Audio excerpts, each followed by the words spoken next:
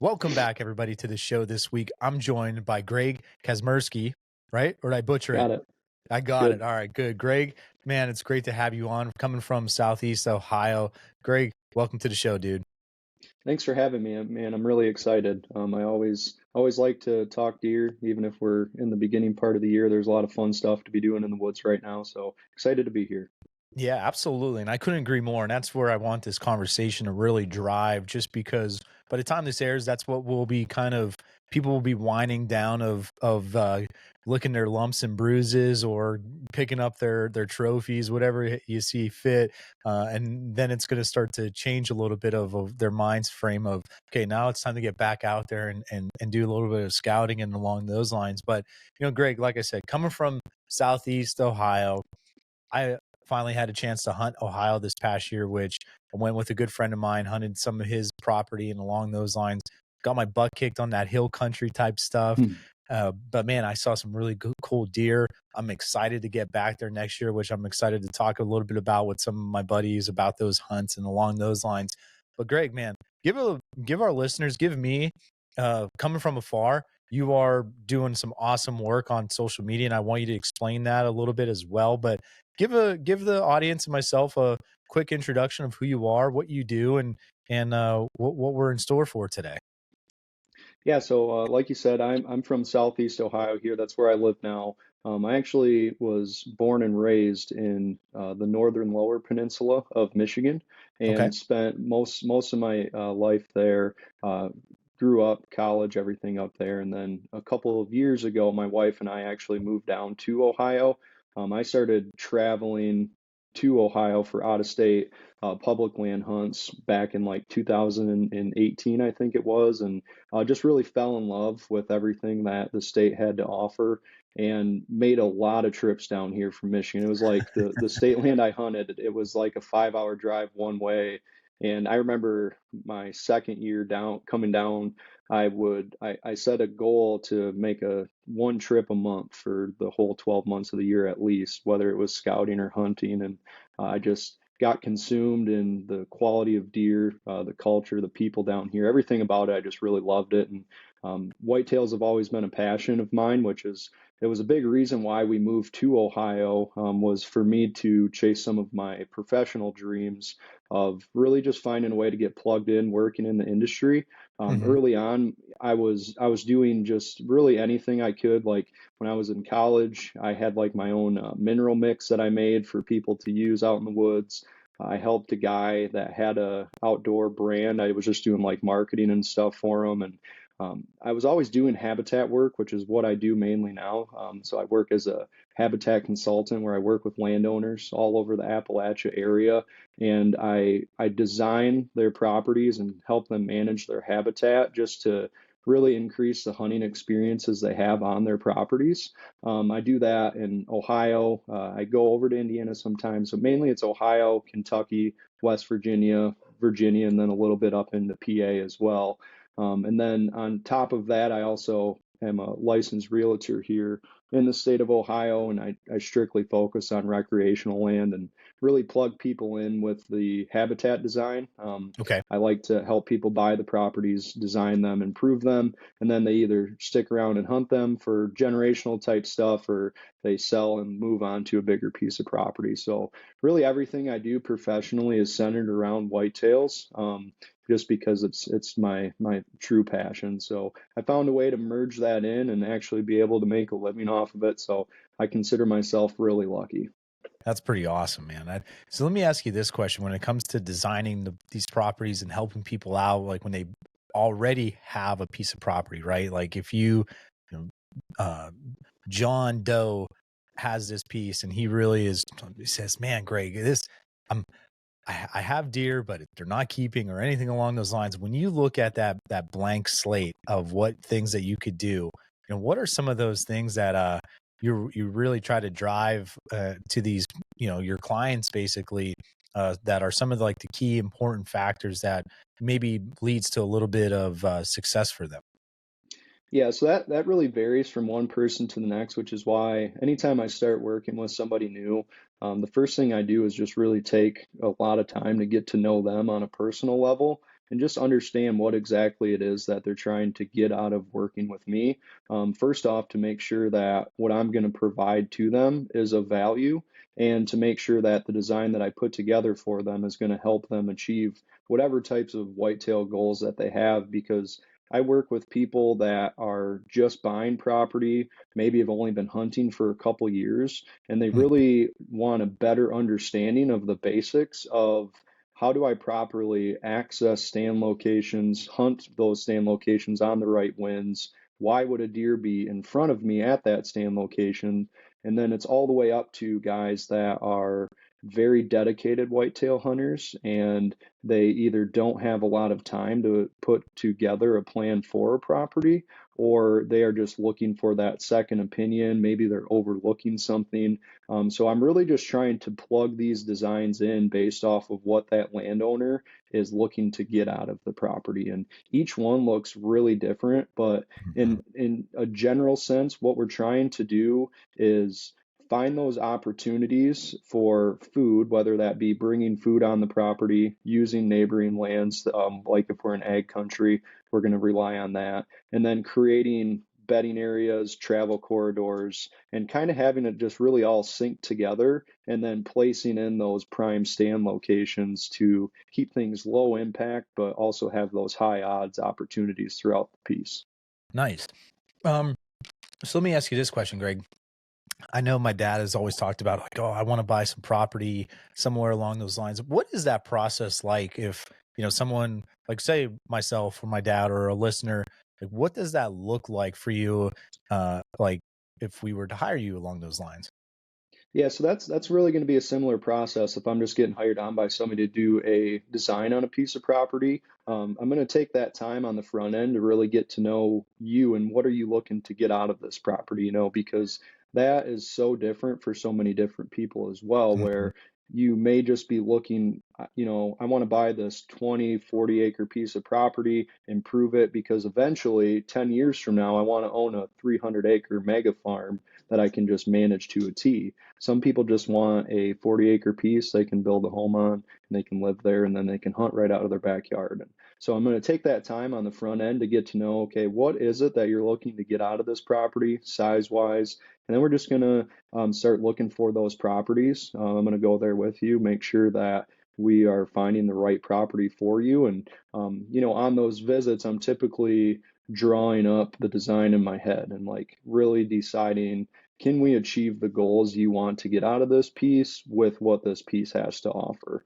So just like a lot of thinking work, I guess, it's not Yeah. necessarily a ton of pen and paper type of stuff. It's just a lot of opinion based before we actually get to put the plan into action. Yeah, that's pretty cool. When this past year, any cool success stories or anything along those lines from a client or anything like that that you are pretty pumped about to share? Oh yeah, actually, I have. It's two of my really good buddies.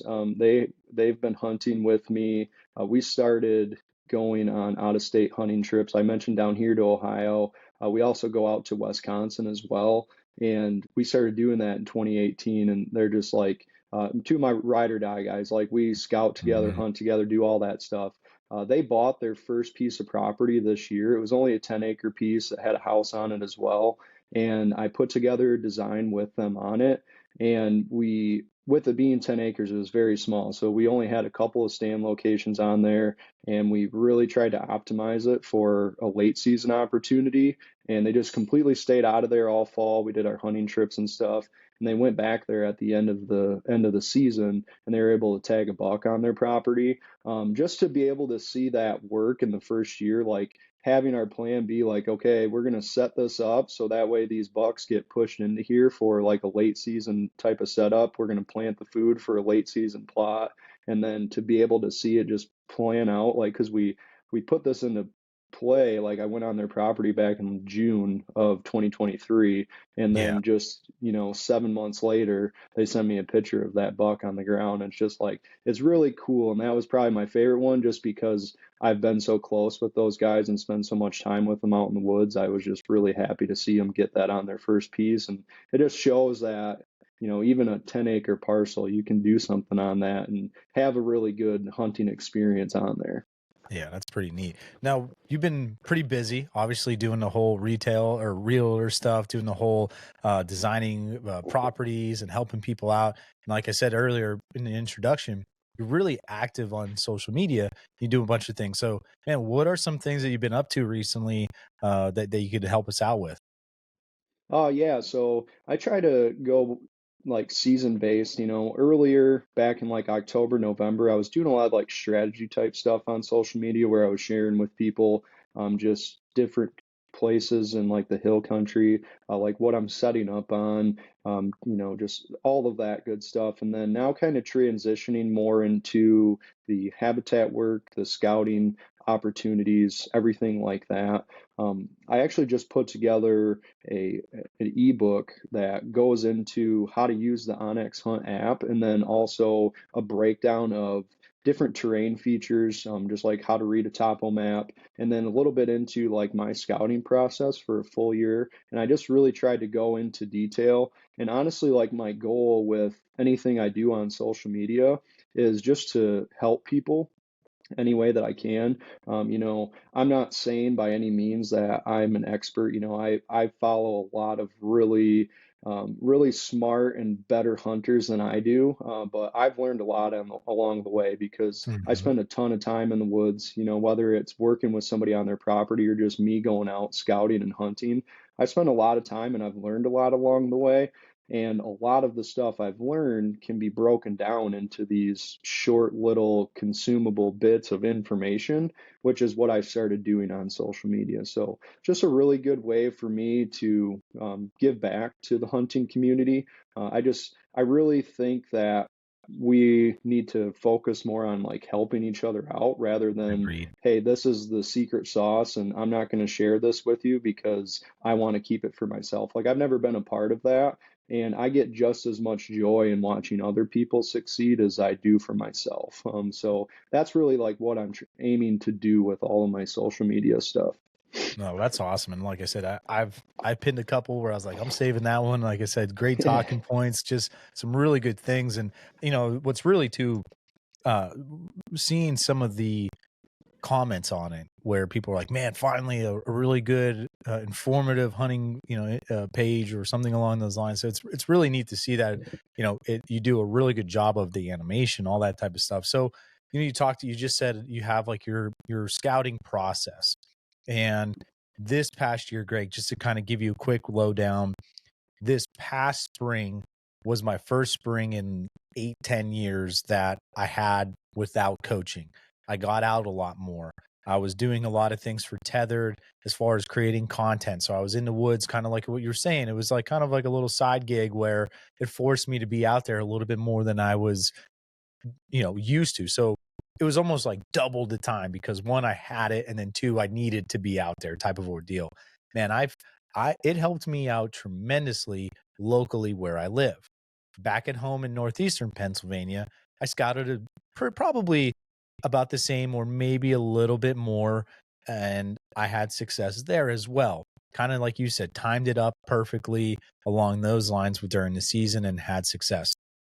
But my process for this year, I'm a little bit behind than I would like to, I think, in my mind. But in reality, I don't think I'm that far behind. Our season, as far as late season goes, just ended yesterday. So I know there's still time to go. There's lots of snow going out there. So I know I got lots of time to go because even when I started doing it last year, it wasn't until for a couple more months. But when you look at your process, I'm starting to come into my own.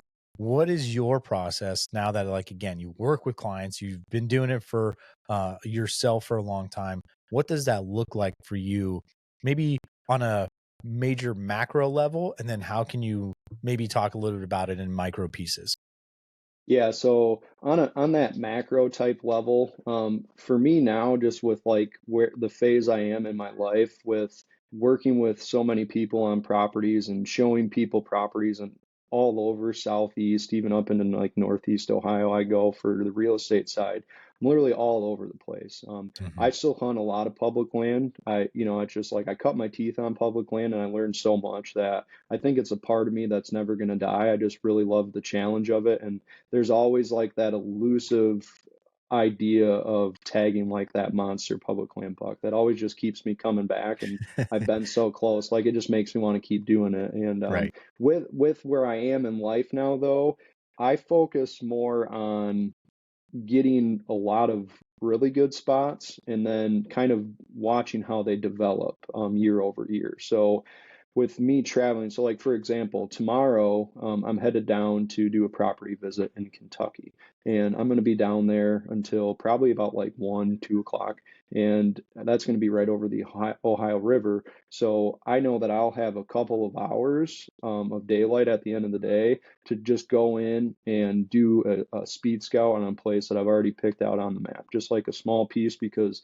in southern Ohio we have a ton of like checkered board national forest ground where the pieces aren't big, but you can go in there and cruise the top of the ridge or bottom wherever you want to go, and you can get a good idea of like, okay, I feel like this is a place that I could come back to at X time of the year, and there could be some deer in here. And I just like to start out by stacking as many of those properties as I can. And I'm really big on like the note taking side of things, sticking to this macro level. I like to just log all of the info that I found anytime I go into a piece for that first time, to know Mhm. like I can just cross this off the list, or hey, this might be a really good spot because there's this oak tree at the bottom of the ridge. So I think I could come in here early and there might be a buck bedded up on that point up there. So I'm gonna stack as many of those as I can, and then once I get into like the summer, I'll go and start deploying cameras in some of my favorite places, and then start to get an idea on what types of bucks I'm working with. Just because, I'm definitely somebody that's going to go out there, and I'm after the bigger and the better bucks. That's how I'm wired, and that's what I like to chase. So I'll look for the ones that I want to chase after, and then I'll just kind of keep narrowing down my approach until I have, a few really good pieces of land that I know is worth focusing my time. And then I'm just going to go out there and hunt them kind of as it sees fit. If I'm down in the southeast tip of Ohio, I know that I can find one or two pieces to hunt within 20, 30 minutes of any time I'm spending time for work down there.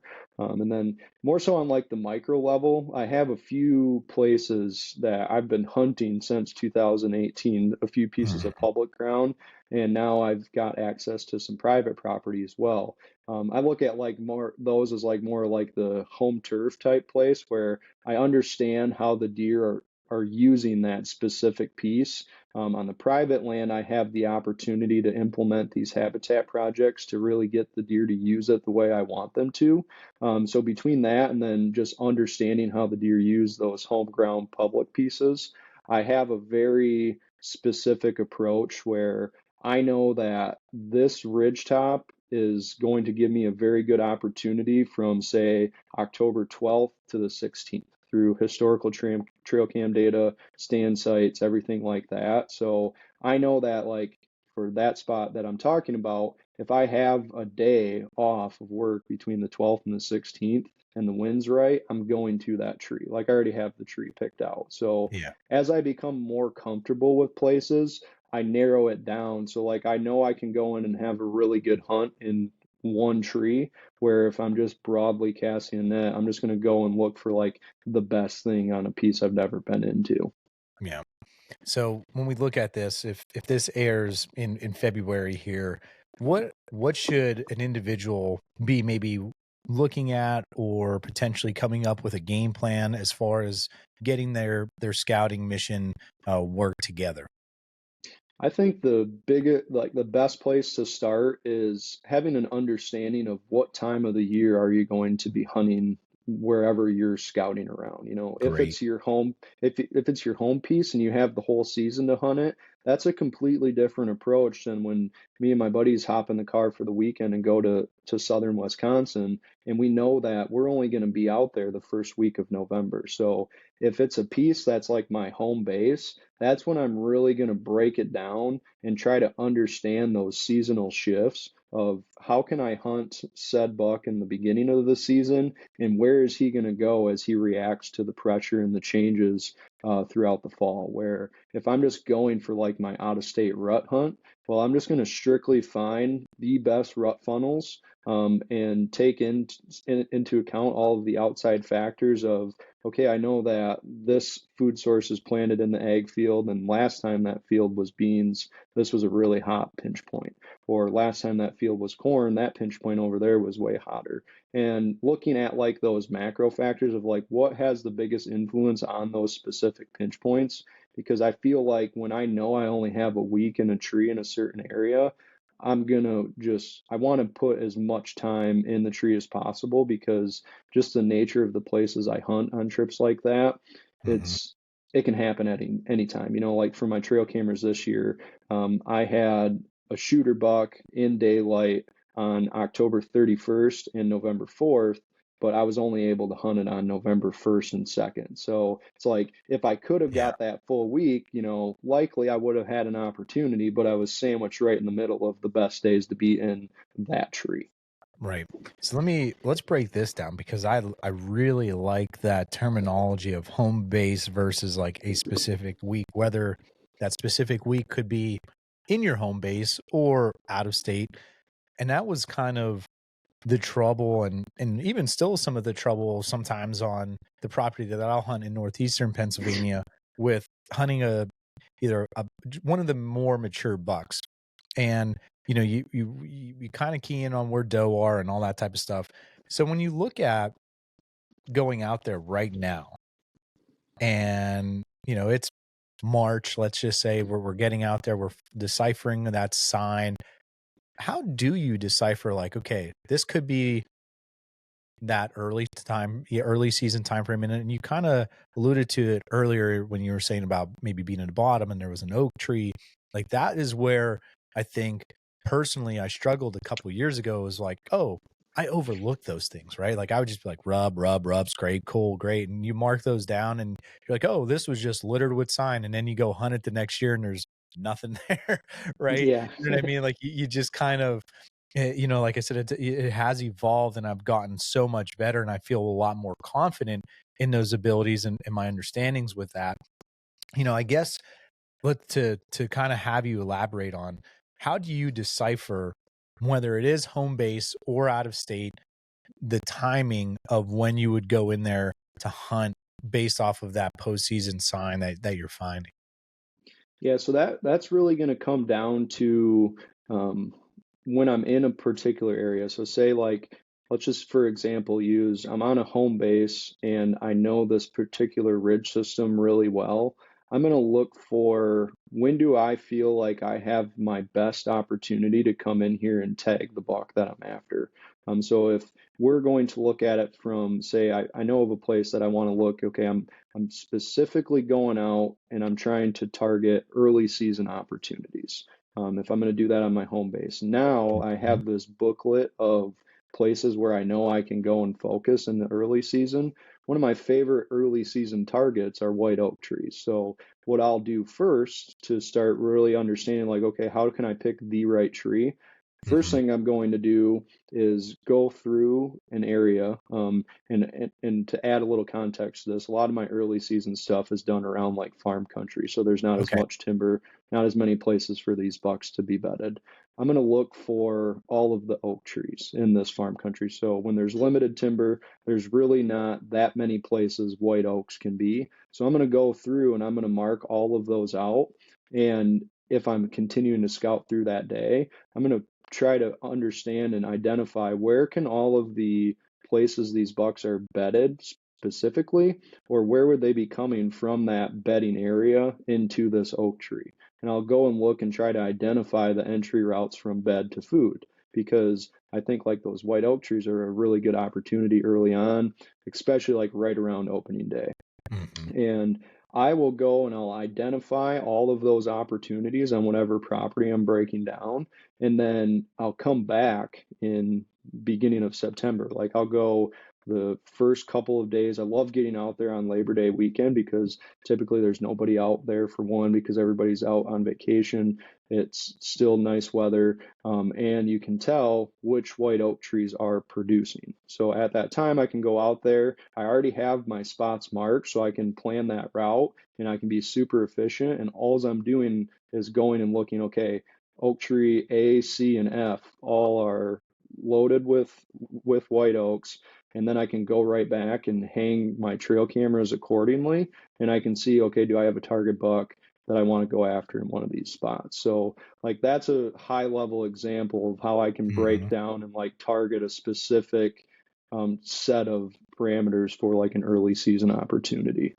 Yeah, I like that. Now, when you look at the also during this time frame, walking here in Pennsylvania, there might be certain areas where I'm like, okay, not a lot of hunting pressure. It didn't seem like, or I could be walking through, and whether it's I pulled a camera, there's a bunch of people on it, or there could have been, you just know, right?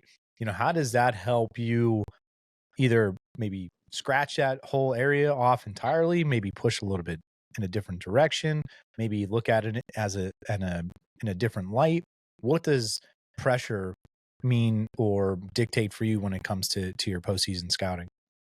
Yeah, so when I know of pressure, because like there are Hmm. some instances where You you just don't don't know know. of pressure. Like yeah, like you can find tree stands and stuff in the woods, sign Right. of hunters, but like you don't truly know until you spend time on a piece or you get that trail camera data of what exactly type of level of pressure do we have here. But say it's an area that like I know I was able to confirm, and I can use an example from this year and a nice piece of information that I already picked up on from some postseason scouting.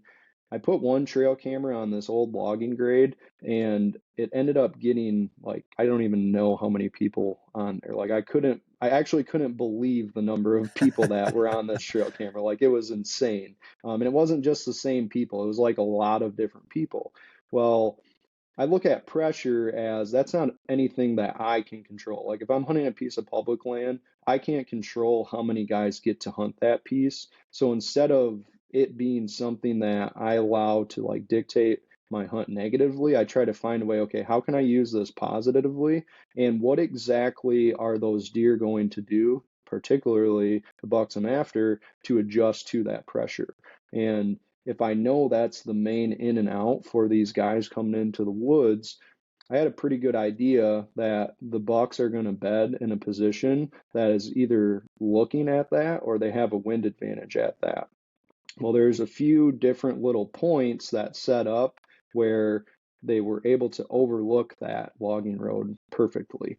And Mm, I went up to those points, and to no surprise, buck bedding.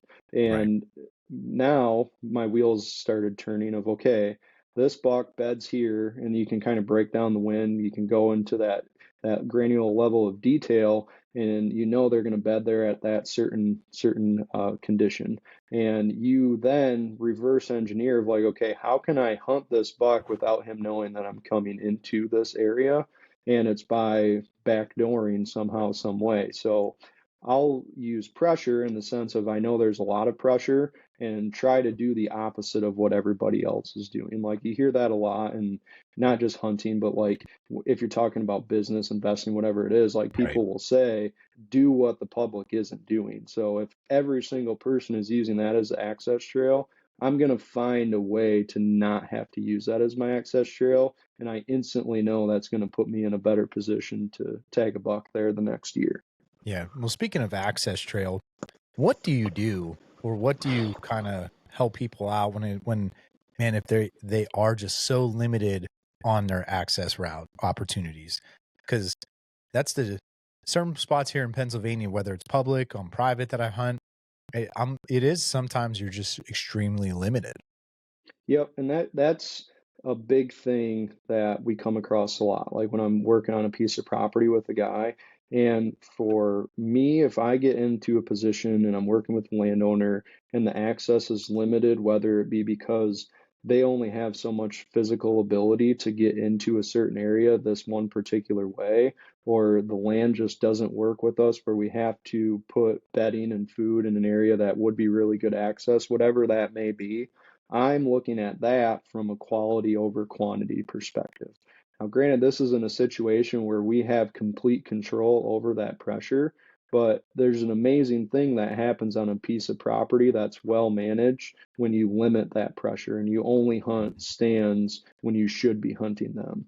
So, like on a piece of private ground with limited access, I'm looking and identifying those few key spots, and my access is always just like straight in, straight out, and we're only going in here on these particular conditions. Right. Now, the majority of those stand locations are going to be super low impact, where your odds of tagging your buck in those stands aren't nearly as high.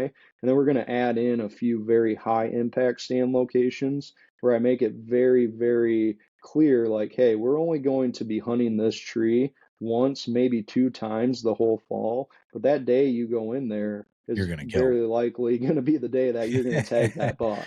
So when access is an issue, I just make sure to be very clear of like, hey, when you're going in here, like you're in his stuff. So make sure that you're not doing it, every Tuesday at 5 o'clock, because if you do that, he's not going to be there anymore. You only want to do it on this one day. And thankfully, we're in a position now where we have the ability to track data with trail cameras, this and that, and you can have an idea of on these pieces of private, like, okay, I have a pretty good idea of when I want to get in here and go after this buck. Right. Let me ask you this question, Greg, just because we're talking, my gears in my head are turning a little bit.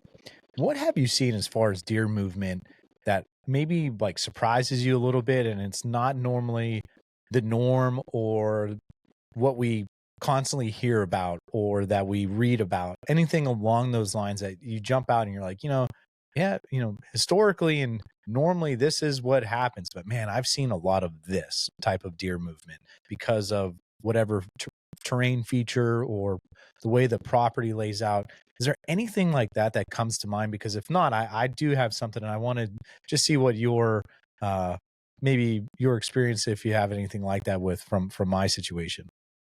Yeah, so I do have one thing. Now, when we're looking at like a nice piece of private ground where we're putting in one of these plans and we're controlling the human pressure on it, honestly, like you can design a property and the deer are going to use that property the way you intend them to, as long as that pressure is related and not there with relation to the deer movement. But on public ground, on the other hand, I think one of the coolest things that I've found, and this is honestly like one of the best features that I found, especially in hill country, are those slight micro features that when you look at a topo map, you can barely even identify them. Now, that access trail I was mentioning a while back, it was a nice logging grade that went right directly to a great big saddle, which you could identify Mm-hmm. zoomed way out on Onyx. So that's right where everybody's going, because you hear saddle and you think I can set up on said saddle and there's going to be a buck that cruises through it. But when everybody's doing the same thing, those bucks aren't going to cruise that big, obvious saddle. On the other side of the ridge, where there's a micro draw, a washout that you can't really see on the hillside, the tops of like something like that of a washout are some of the best rut funnels that I've been able to locate. And it's just not something that honestly you can, most of the time, you really just can't even see it when you're looking at a map. Mm-hmm. It's something you have to find boots on the ground. And I think that is, in a nutshell, is probably like a good way to sum it up, is like you have to be able to put the boots on the ground to find what really is that secret little spot that all of the deer seem to be using. Yeah. Those micro little features, those things are key, man. Like you said, you have to put your boots on the ground to get out there to see, because sometimes regardless of whatever mapping service you're using, sometimes they don't pop up as good. And Yeah, then, sometimes too, they might look like, oh, that might be that. And you get there, you're like, yeah, no, that's definitely not yeah, it. Right. It's the yeah, total opposite. But yeah, you get those little micro features along with like, or vegetation and four different things come together, man. oh yeah, Sometimes it just seems like those are just loaded with sign.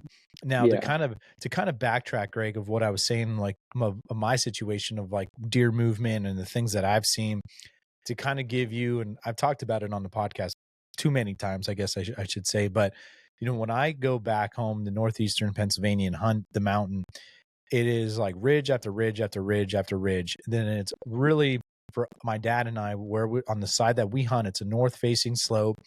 Think of it like a 2-track gravel road that goes down, up and down from the top to the bottom. And that is where our entry route is. Like, there's really no, unless we're side hilling from miles and miles away, like, why would we do that? Because, we're just going to be, one, there's nowhere to do that. And two, we'd just be moving deer.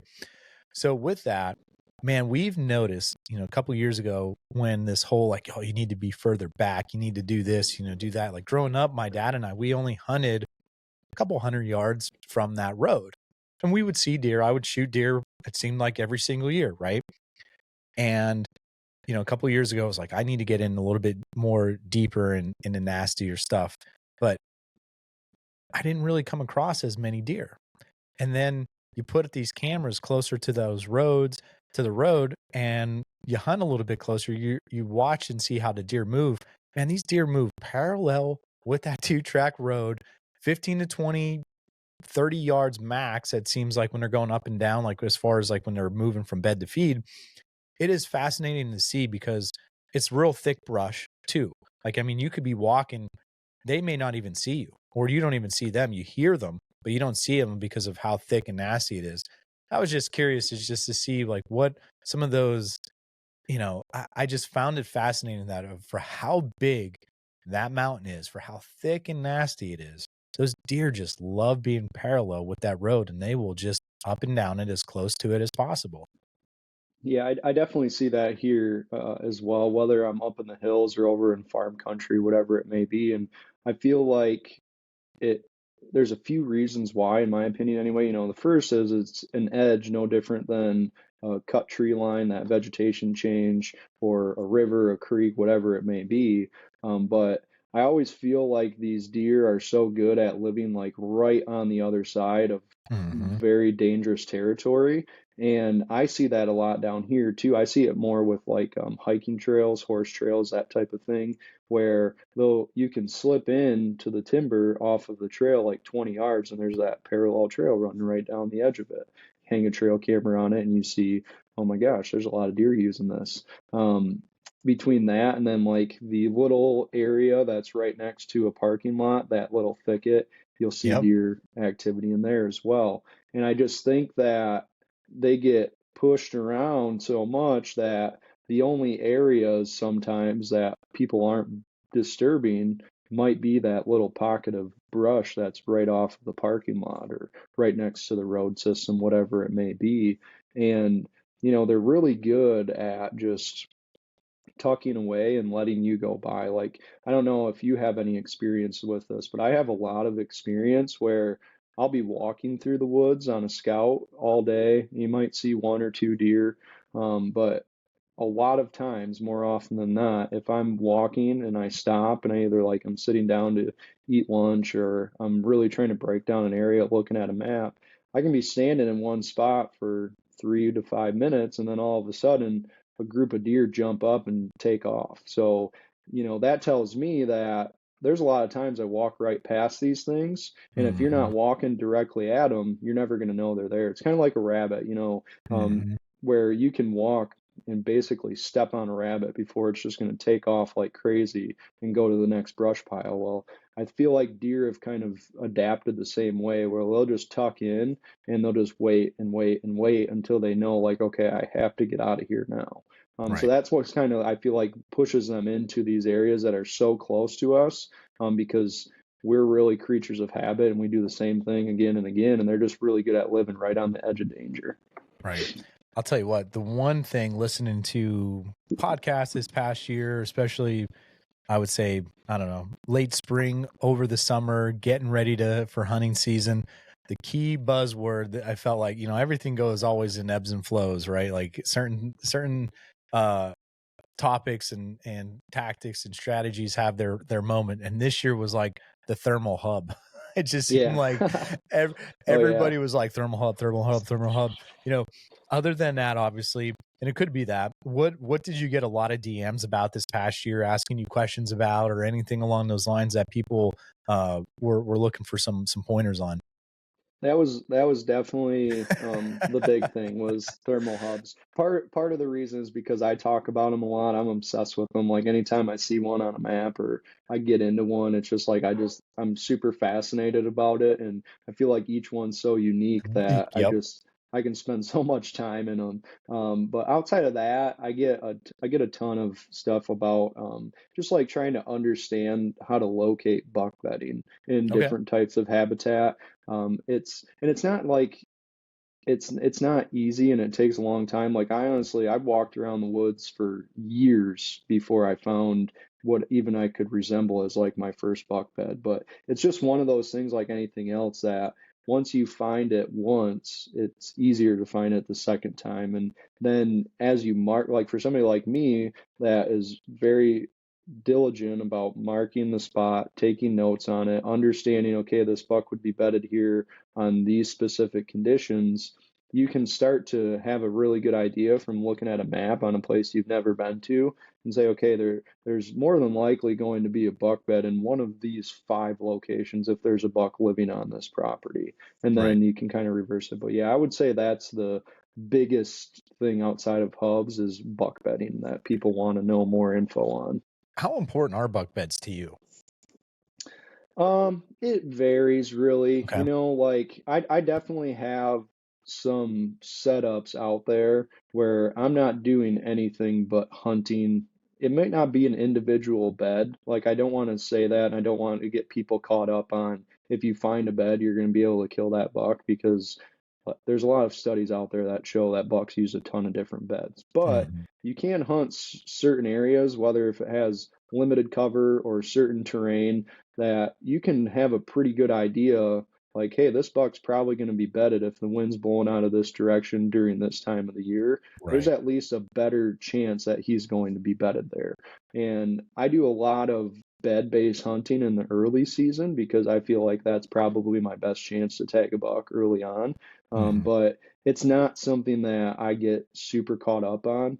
It was when I first like entered into like you get into serious deer hunting, I feel like, and you start to try to understand things. And it's like, well, I can cut this curve down if I just figure out where Mr. Buck is Right. living, and then I'll Right. figure out where he's walking, and I'm just going to set up in the middle. But you realize, okay, he doesn't bed here all the time.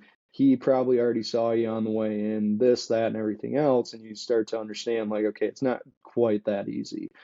I still love to find them because knowing where they are is a piece of the puzzle to help understand how that buck could be using the landscape. If it's in the Right. hills and he at least beds out on this point sometimes, I know like directionally how he's going to be using the landscape. So they're definitely important. I don't overlook them, but it's not something like if you aren't going out and finding where bucks are bedded, you can still have a ton of success. Right, right on. What's your hierarchy when it comes to, I guess, when it comes to actually hunting, right? Like, let's kind of transition out of the scouting just for this one question here. When it comes to you actually getting in the woods, bow in hand, whatever it may be, what is your hierarchy of like the important factors for you to go in on that deer? That's definitely going to vary on the time of the year. Do you want to like look at like a specific time of the season maybe? Because it Yeah, definitely changes based off of when I'm hunting for sure. let's do my favorite time of the year. Let's do like that 25th of October, like the 22nd of October to that November 3rd time frame. Okay, so something like that, I feel like that's when these bucks are starting to transition from that very strict bed to food pattern to they're getting up more, they're kind of exploring, leaving that home range a little bit and starting to check out the does a lot more. So what I'm doing in especially like in the early 20 ranges of October, that's like I'm strictly hunting scrapes.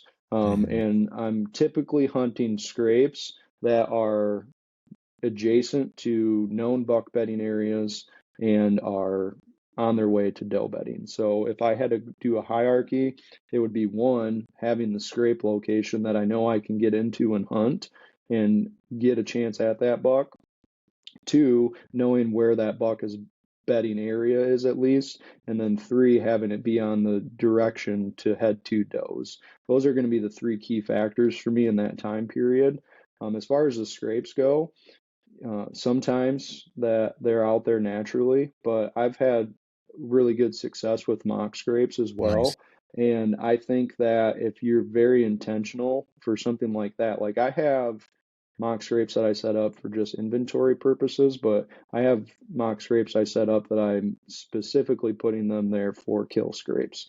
And like for an example, I had a spot this year where there's this overgrown cattle pasture that's just like a buck haven. There's a lot of bucks that bed there. There's a little fence gate that's broke down that is a main path coming out of that buck bedding area. 50 yards off that fence row, I added in a mock scrape this year. Now, I never hunted that piece because I wasn't confident of how the wind interacts there, but I made that mock scrape and I hung a trail camera on it, and I got a ton of daylight buck pictures in that time frame that you're speaking of, because I knew that where I put that mock scrape was perfect for those bucks to leave bed and circle down and go check all of the doe bedding that was right next to the primary food. So now I know in the fall of 2024, I have all of this data for, the biggest bucks were using this corridor under these conditions. And you're able to dissect as much data as you want, and it can mean whatever it wants to you. And that's kind of like what I like. That would be my approach during that time of the year. Is I'm being very specific and diligent about hunting over those scrapes. I like that. And that scrape. I love scrape hunting too. That's kind of obviously what I'm keen in on during that time frame. Is there a time during the scouting time period where you look at that and like, man, this is where I know I would like to be during that late October time frame, Oh kind yeah. of like what we were talking about earlier. When we find those oaks, we know that's going to be that early season. Now when it is that February, March time frame, we're out in the woods. When we look at it, we might find that cluster of scrapes or rubs or something along those lines where you're like, this is where I would be mid to late October. Yeah, that's definitely any time before spring green up. For Mm-hmm. me, the earlier the better. We don't get a ton of snow here in Southeast Ohio, so it's really easy for me to get out the first few months of the year and just log a ton of miles. And what's so nice about that is, these bucks, like I found these bucks like to hang out in areas with the higher stem counts, Okay. and those areas just aren't really places you can go and check out in Southern Ohio when green up happens, because there's a whole mess of stuff in there that's ready to stab you and poke you and cut you up. And it's just not something, and you really can't scout it effectively. But right now, none of that stuff is alive, and you can slip through these areas that are thick when green up is here, and you can just identify, okay, how would a buck, if he's living here, exit? And usually you can find the trails and you can find a scrape if it exists, or if you need to put in a mock scrape, that's my time to do it. So, especially if I'm putting in a mock scrape, I'll get into those thickets and find that plausible exit trail and then look for the tree that I can hunt out of under the Right. right conditions. And then I'll just kind of make my setup during this time of the year. And I don't even mind putting those mock scrapes out now, because you're not hurting anything by doing it. And what it is, it's just you might not get a ton of action on it this time of year through the summer, but those deer are going to know it's there. So if you know that's a buck bedding area and you put that mock scrape right next to it, and that buck, he might only hit it 4 times from now until September, but then all of a sudden in October, he's there every other day. Yeah. Well, it's not a coincidence. It's because you put it there 9 months ago, and he has that in his mind of like, okay, I know I can kind of go here, but he just wants to spend more time there when it's the right time. Right. How would how would you rate your 2023 hunting season this past year? Oh man, honestly, 2023, I did not get out in the woods like barely at all. Yeah, and this is coming from somebody, I think I hunted like just shy of 60 days in 2022, and I think I tallied up like 9 days this year.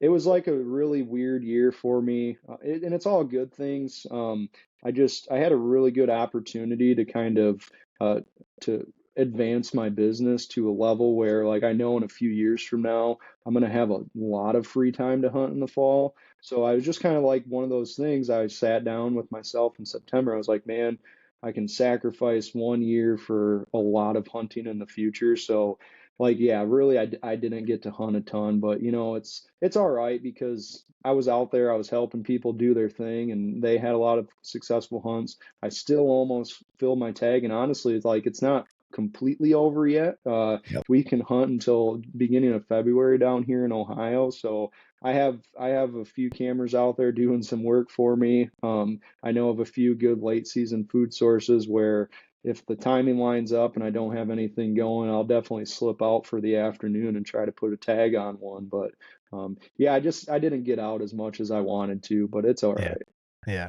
So I mentioned earlier, like how I said, like, obviously I've grown as a individual that's feel more confident with my scouting along those lines. What have you noticed? Because that is the beauty, obviously, right now of the world that we live in. We can have the, YouTube university. We have the podcast university. We are able to gain all this knowledge, but it's also like applying it, right? Like it's one thing to uh, engulf it and digest it, but it's also to be able to go and put forth what you just ate, basically, right? Like just for easier terms here. What are you still seeing or helping people out that are just still missing kind of that I don't know what's the right terminology, but like that understanding, basically, like the under like the principle of it. Yeah, so I call that like principles versus tactics, where Mhm. I myself and I put myself back in the shoes of, okay, I'm on my first, second year on my 5 hour car ride down to Ohio, and I'm listening to podcasts the entire way. I'm listening to Andy May talk about how he's killing these big Ohio bucks, Dan Infalt talk about how he's hunting buck beds, and it's just like you're lit and you get to, and that's so what's so beautiful about us living in the content age is that we can listen to these absolute legends talk about how they've had all of this success based off of their tactics. And early on, that's what I was. I was a tactic junkie. I was like, oh, you just hunt this and that and you're going to be fine. And it's like I would never have success. And it got to the point where it was like, push came to shove. It's like I either got to do something different or I'm going to lose interest in this. And I Right. knew I wasn't going to lose interest in it. So what I started doing was shifting my mindset. And instead of solely taking like the tactics from these guys that had the success, it was what can I take from this conversation that I just listened to them and how can I apply it to my situation? And that's kind of like the goal of what I try to do with my content is I Nice. don't want to document like how I killed this buck that I was after all year. I don't want to do anything like that. I just want to give these quick little bits of info of maybe somebody can look at that and they can learn how they can apply it to their situation. And that's how like I try to focus it directionally because that was like the biggest thing for me was going from consuming all of these tactics to consuming the right tactics and applying it to my situation. So it's like really taking it that step further because we have all this content we can consume. It's just like, I might listen to an hour long podcast now and I might only get like one really good sentence out of it, but it's still worth it because Mhm. I'm always actively thinking like going into it, what can I get from listening to this guy and like how can I apply it? And I'm like waiting for that and my brain's anticipating it. So once it's there, it's like, oh, that's it. That was like the missing link. So it's kind of like just continuously putting together those missing links and like really focusing on just like the principle based of the tactic talk. I like it, man. What are you working on this year or trying to improve upon for 2024?